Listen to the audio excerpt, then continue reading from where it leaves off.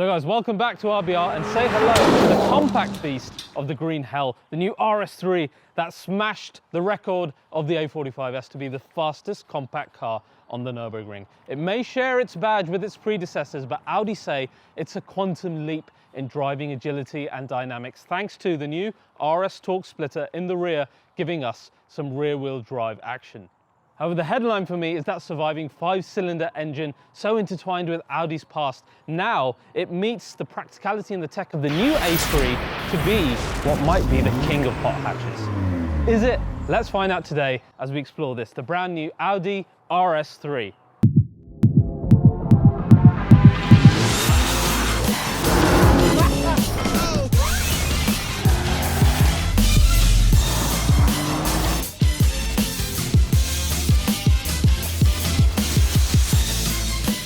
So my friends, today's episode of RBR is sponsored by Mecha Arena.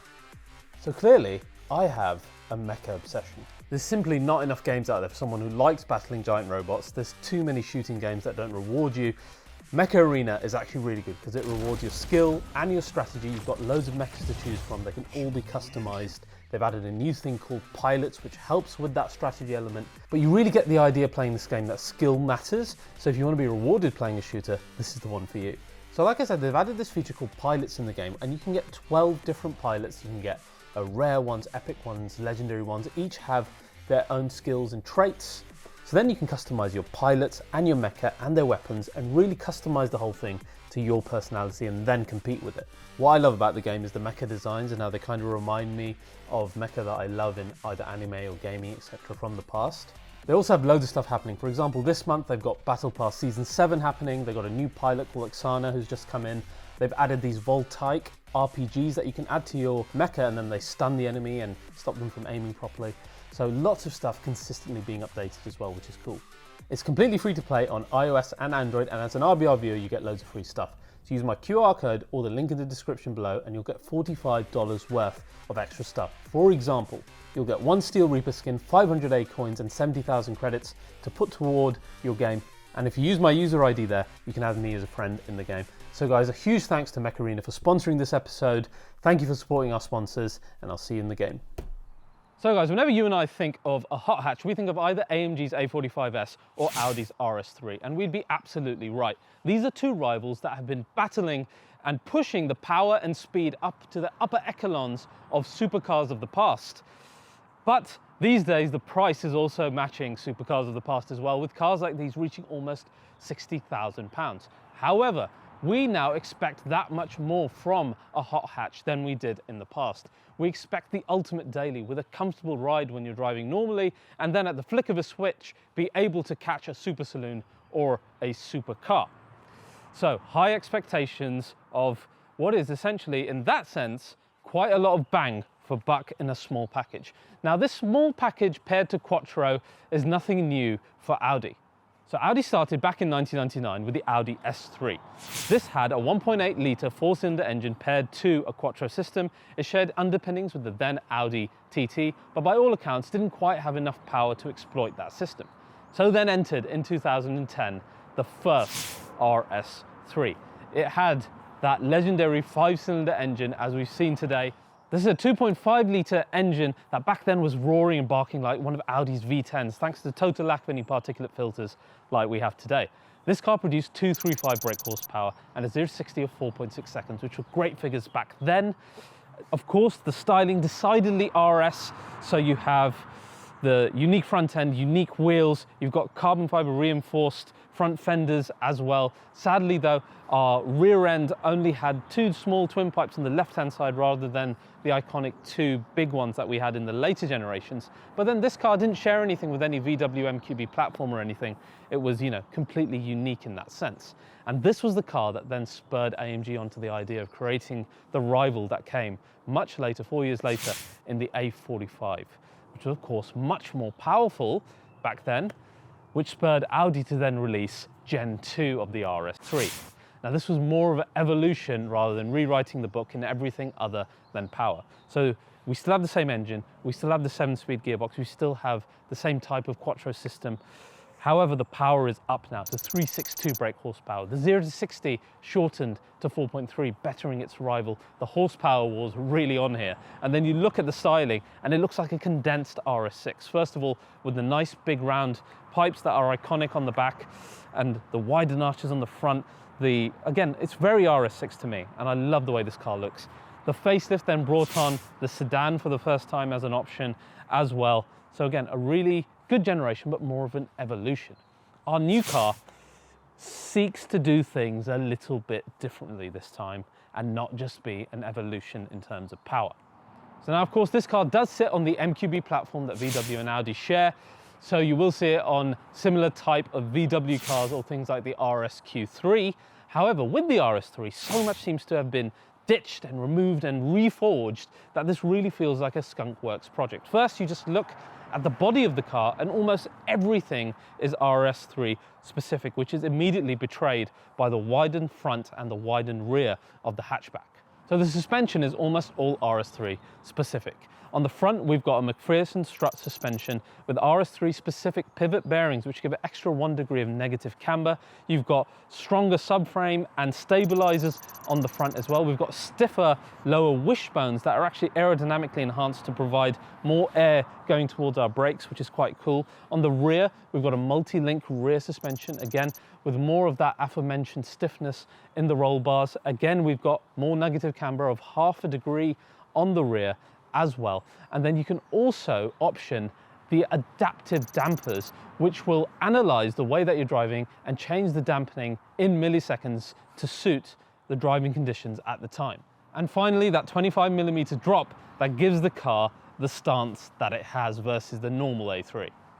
The main event, though, undoubtedly is the engine, okay? That beautiful 5-cylinder thing. This has won 9 years of Best Engine Awards, and for good reason. And it's one of those historic engines that I'm amazed we're still able to enjoy in a brand new 2022 car today. How cool is that?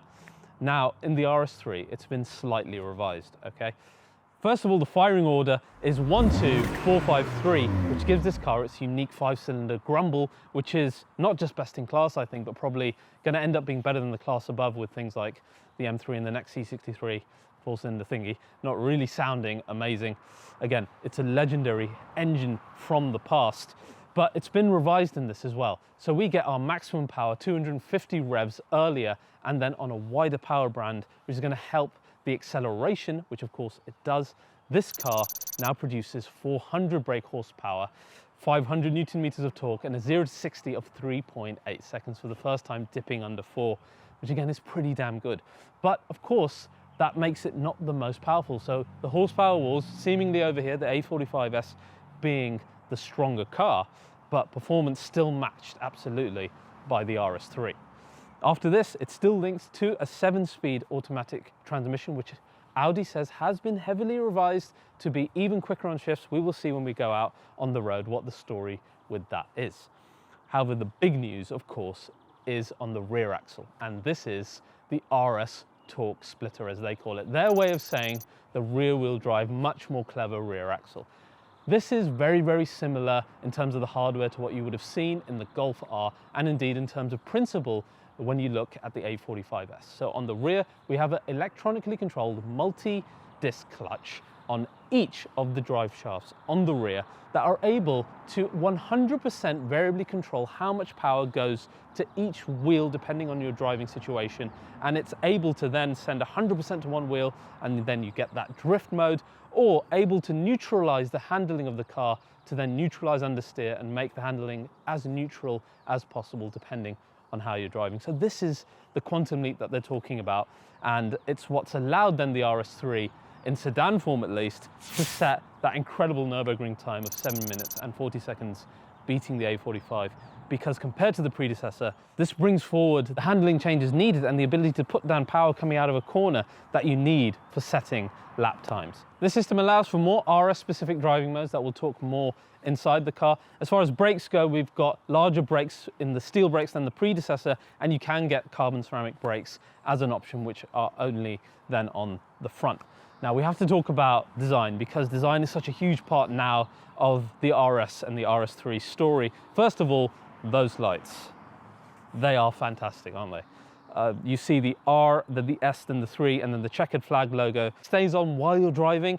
And I just find the whole concept so cool because no one else is doing this. Speaking of unique, the body of this hatchback, oh my God, so much wider on the front, 55 millimeters wider than the predecessor, 35 millimeters wider than the normal A3. Doesn't sound a lot in practice, but when you have unique body panels that are accentuating that more than the normal car, it looks amazing. And with the hatchback, 10 millimeter wider on the rear as well. Again, unique parts of the body. Again, the A45S isn't doing that, is it? This looks incredible. Then you look at all the other RS specific things that make that even more obvious, like your front honeycomb grille, the massive air intakes, the amazing lights, the bonnet, so sculpted. Then you come to my favorite bit, I think, of the front, which is the air outlet just behind our front wheel arch that you normally see on like track cars or supercars. Again, making this look so special. Massive side sills as well, which look great. One thing I don't like about the side look though are the wheels. To me, although they're 19 inches, they look almost like they're 17 inches. I don't know whether that's the fact they're all matte black, or what it might be is how thick the rim edge is. Like it's not a thin one.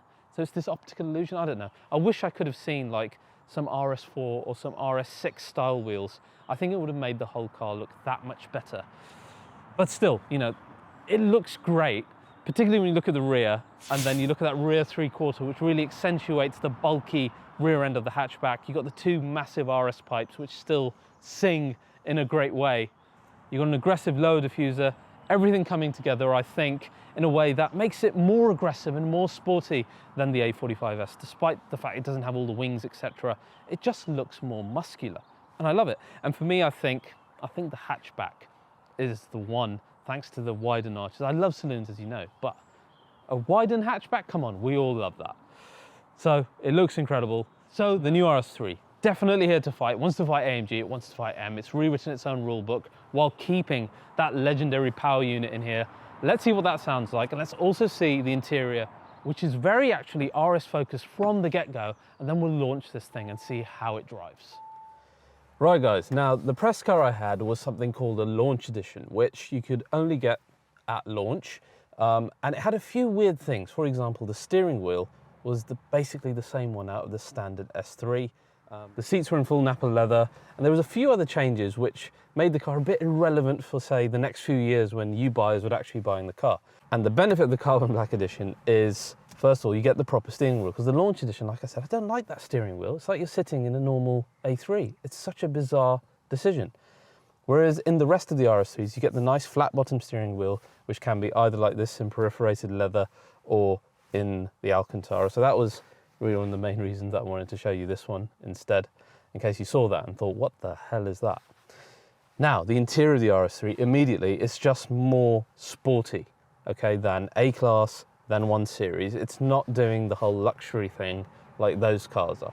You immediately look like you're sitting in a fighter jet with like the vents here pointing towards the driver, the screen pointing towards the driver, the curvature of the center console, the buttons here very much kind of like R8, typical, you know, Audi style, even the door card, so angular and so angry looking almost, that it really endears you to the idea of sportiness, much more than the other cars. But then you look at some of the materials and the plastics here, etc. While the Nappa is lovely and the Alcantara is lovely, it just matches horribly with the really rough plastic that you see in a lot of the interior. And that's a shame, because I don't liken that to Audi interiors normally. Normally they're like the best. I feel like this just could have been a better material, because the seats, etc., fantastic looking, really comfortable. And as I said, the whole interior, super sportive, and I like that, okay? So the steering wheel is great. You got nice paddle shifters here. This is the steering wheel to have. It's the proper RS steering wheel with the RS mode button. We'll talk about the modes in a minute. Your driver zone, really quite good. So what Audi have done now, and thank you so much for doing this, is given even more options in terms of what you can have on the screen in front here. So as I go in here, you've got 3 different RS options. The first one being standard RS Sport with the 2 round dials. Then you can choose RS Performance, That's like the old speed stripe design, and it gives you a slightly different second screen. And then the new one, which is really cool, is called RS Runway. That's one we're going to be using, and it's, like it says, it's got a runway through the middle, where as you're picking up speed, the red bar goes up and down. It looks really, really cool. As always, you can change some of the information on the sides to suit you. So all of that really good. I'm glad Audi have upped their game on the driver zones, etc., giving you more options, because people like AMG really doubling down on that. Your system here is the exact same touchscreen system that you'd find in something like RSQ8, etc. The buttons are nice and big. It's a very logical system to use. I wish it would have something to control it, so I didn't need to do this while driving. But it's one of the safest. I think it's very similar to the Porsche one in that sense. In fact, the structure of it, very similar as well. And I find it really easy to use. Now, choosing your driving modes, you can either use the RS button, which is the preferred way, or the drive select button here. And when you go in there, you've got quite a few options. You've got efficiency, comfort, auto, dynamic. And then we've got 3 different modes for our RS driving. One is RS individual, where we set everything to either the mid or the sporty point on this one. Then you've got RS performance, which kicks everything into higher gear. Okay, so everything is on dynamic, and our RS torque is as sporty as it can be without turning it off. And the final one is RS torque rear, which you see at the bottom there. Activate that, traction control off, etc. And then you can start getting some nice drift angles as well.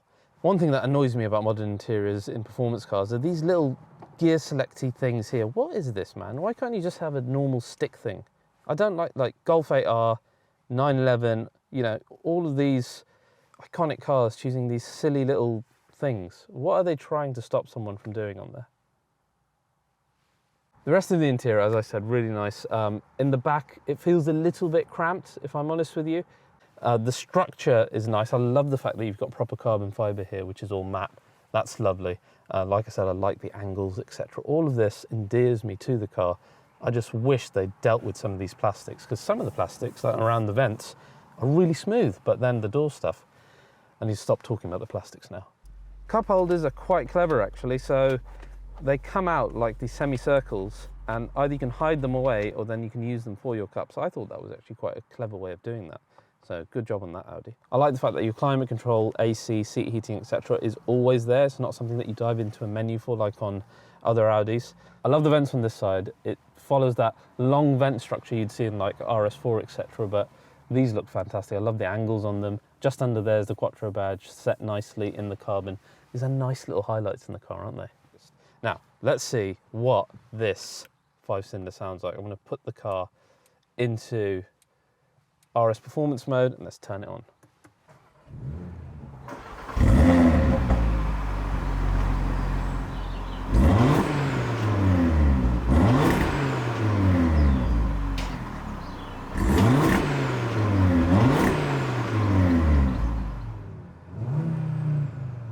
Revving never sounds good in modern cars, but you know, this is going to knock spots off, you know, any rival. Like I said, even the class above is going to struggle against the wonderful sound that this engine makes, but it sounds even better when you're driving.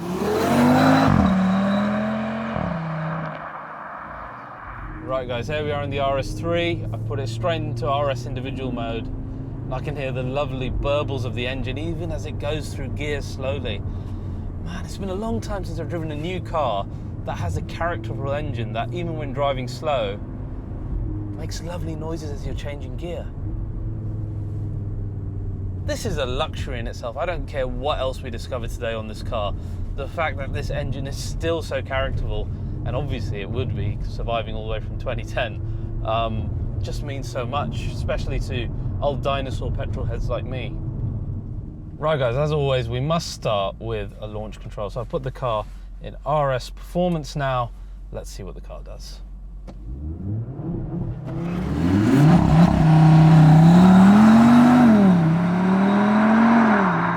Look at that, 3.65 seconds. That is bloody quick. That's what, 0.2 over the standard figure, creeping right into supercar territory. That is bloody quick for a hot hatch. Then you say it's not worth the price. 0 to 60 launch control figures aside, it feels mega fast. It feels kind of M3 fast. The way that car feels light, really nimble on its feet. And indeed, to be fair, the A45S, super quick feeling as well. RS are in the exact same category of a car that feels really lightweight and feels super fast and agile on its feet. All of that is the suspension work they've done, the added rigidity, and of course the power from the engine. Let's talk about the engine first, shall we? This is an engine from a bygone era, okay? So that comes with a lot of benefits, like the lovely sound, but then a few negatives as well. The negatives are in the form of quite a bit of turbo lag that you get initially, and then the turbos spool up and you get your power. Versus something like the A45S, where the engine response is absolutely instant. It feels a little bit old, it feels a bit of a dinosaur, but then once you do get going, A, the sound you get is so wonderful from the 5-cylinder, but B, I think almost not having an instant response is a bit endearing in itself, because when you do get the power, it's that much more exciting, it's that much more characterful. And I don't really feel it's necessary that a ultra quick responding engine is the best type of engine. Sometimes that threat of power that's just about to come is exciting in itself, you know? And when you've got an engine that sounds like this, is it worth it? Pop the car then into manual mode and you start to rev it out. I've heard some complaints about the gearbox, which I think are completely unfounded actually. All the shifts I've done while driving this car have been absolutely lightning quick. The 7-speed, really damn impressive. Just instant shifts. Look at that. And again, this is something quite unique, having an old school engine with an actual gearbox that works properly. I'm imagining, you know, could I have my C63 with the 6.2 litre with a proper gearbox? How cool would that be?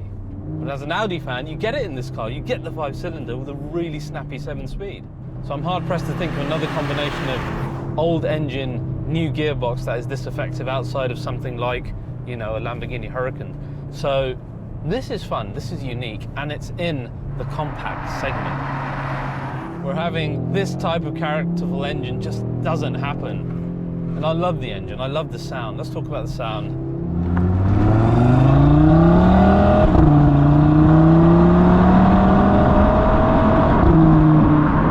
The benefit of this car's engine versus something like the A45S is that you relish every time that you rev it out, every time you put your foot down.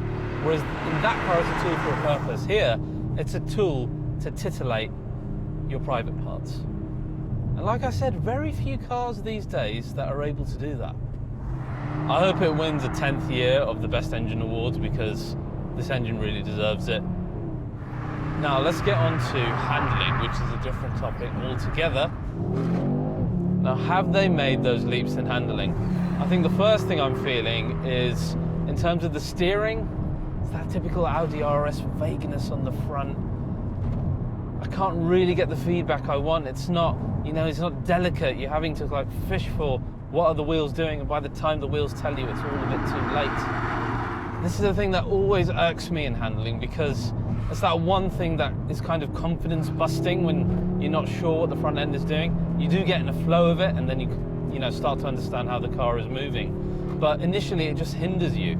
I wish there was a bit more feeling. It almost feels a bit front wheel drive in that way. Maybe too much power going to the front drive shafts. In fact, that's a very good description of how the power delivery happens as well. It does feel very front wheel drive. A45S feels a lot more rear wheel driven than this does most of the time. This feels more front wheel driven. The steering kind of gives you that effect as well. Adding the RS torque steer doesn't feel quite as revolutionary in practice when you're driving harder. As you're coming into a corner, you do become aware that the engine, in typical Audi fashion, still sits, you know, closer to that front axle than you'd like. But I'll tell you what, it is a massive, massive improvement over the predecessor. This does genuinely feel that much more nimble and agile, as I said. I'd say it's really close to A45 and a massive improvement over the old RS3. And then I can forgive it that, because you know, some of that Audi character has to flow through at the end of the day. But when you get this engine with that, I think it more than makes up for it. Now, if we put the car back into just auto mode, where it's clever enough to know when you're driving slow or fast, this is where now the RS3 makes a lot of sense as just a daily vehicle, and the adaptive suspension is so good. So then when driving slowly, the gearbox shifts really smoothly, the engine doesn't really feel like a performance car engine, everything settles down, and then just a flick of the switch and madness ensues. And I think this is now where it knocks spots off the A45, which often feels quite busy with the suspension it has, particularly on UK roads as we found. However, with the RS3, it just seems to soak the bumps up really well, particularly with the adaptive suspension. I think something you really have to go with if you're set on using this every day, particularly in the UK. It's well worth the extra spend to get those adaptive dampers. But really, as a car to just chew up miles in and around town, it's really, really quite good for this, you know. I mean, look at that. That sounded bad, but it actually dealt with those bumps really, really quite well. And then as soon as you're done with that type of normal driving, just press the RS button. You can hear that lovely 5-cylinder, which is so much of the experience of this car. Just love this engine. I do agree with reviewers that the A45S is the better driver's car, okay? If we're talking, you know, facts and figures and the feedback of the steering and the ability to manipulate that car's handling, yes, it is a level ahead, I think. However, that is not the sum of all parts, in my opinion. The hot hatch has to be exciting, and the exciting part of a combustion engine is the combustion engine. And when you've got such a characterful engine, a gearbox that's working really well, fantastic looks on the outside, and handling then that is not quite as good as the others, but honestly, it's still so enjoyable to drive fast. I want my hot hatch to be mean, muscular, and sound brutal. Otherwise, what's the point? We might as well all buy Golf Rs. Despite all of that, driving this car fast, cutting through corners, once you get into a flow, is very enjoyable. The thing that the RS Torque Steer does so well is allow you to put down power that much earlier coming out of a corner, as we thought would happen. And that element then makes the car feel more rear-wheel driven. You don't get that understeer element, at least not until you really push it. And you could never have said that about the previous RS3. There were limits to those cars' handling characteristics. This one, you can push it and it can beat a Nürburgring record in the right hands. I'm not saying it's the undisputed king of hatchbacks, but what I am saying is it's certainly the one I would pick for all the emotional enjoyment that you get out of it, because I value that higher in a hot hatch. I love this engine, I'm going to miss it so much. This is such a fun car to drive fast and to drive in daily situations. It really does that whole package that you look for, you know, in a 60 grand car so well. So guys, I hope you enjoyed this full review of the RS3. I'm absolutely sold on it. This engine is a legend out of the past, and I relish every second I spend with it. If you've enjoyed this, please do like, and most of all subscribe to RBR, and I'll see you guys next time.